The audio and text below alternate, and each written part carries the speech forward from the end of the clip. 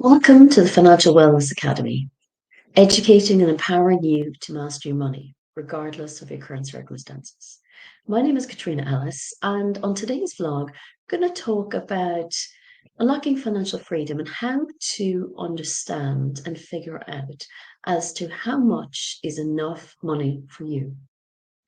It's a question that a lot of people grapple with, and it's one that I have been challenged by myself on numerous occasions because it can vary.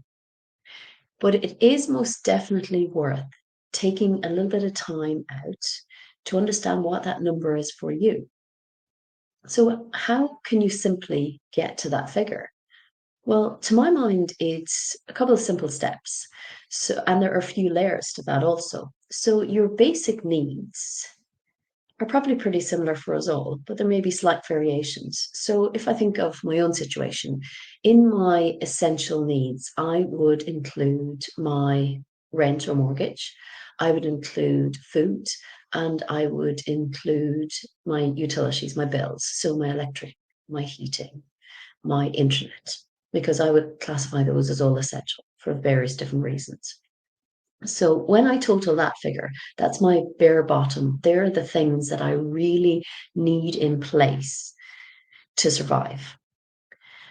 And once you have clarity in that figure, you know as to what you need to put aside to make sure that that's covered each month.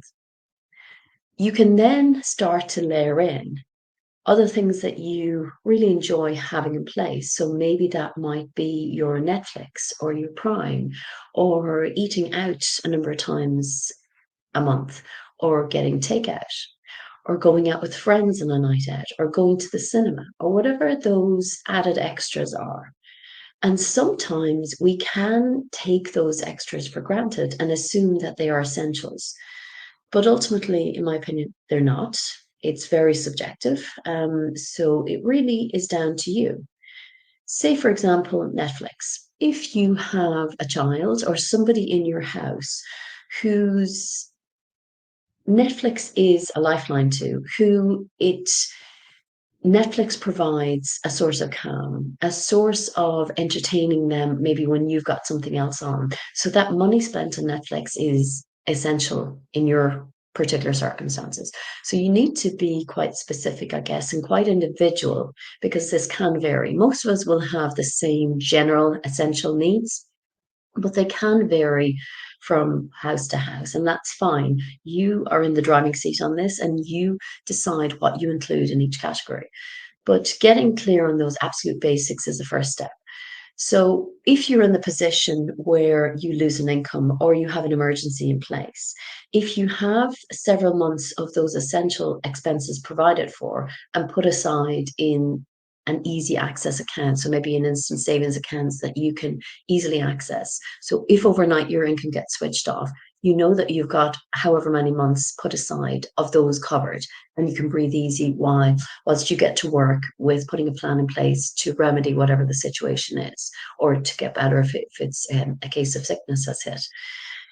And when that happens, you're in a position to also decide, you've got it clear in your head and you've weeded through what's essential, what's not. So you can immediately strip out those things that you would have classified already as nice to haves. So your trips to the cinema, your takeouts, your eating out, or whatever the luxury pieces are to you. And you can add further layers to this. So if you're in a good place financially and you want to add in an extra holiday, or that first holiday or whatever it is for you, you can slowly but surely start to add those things in. And it really starts to steady your ship when you have a very clear idea as to what's going in and what's coming out, and what you need exactly.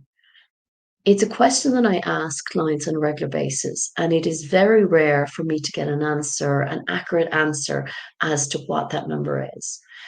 People have a vague idea, and when I ask them to be specific, they have to go and check.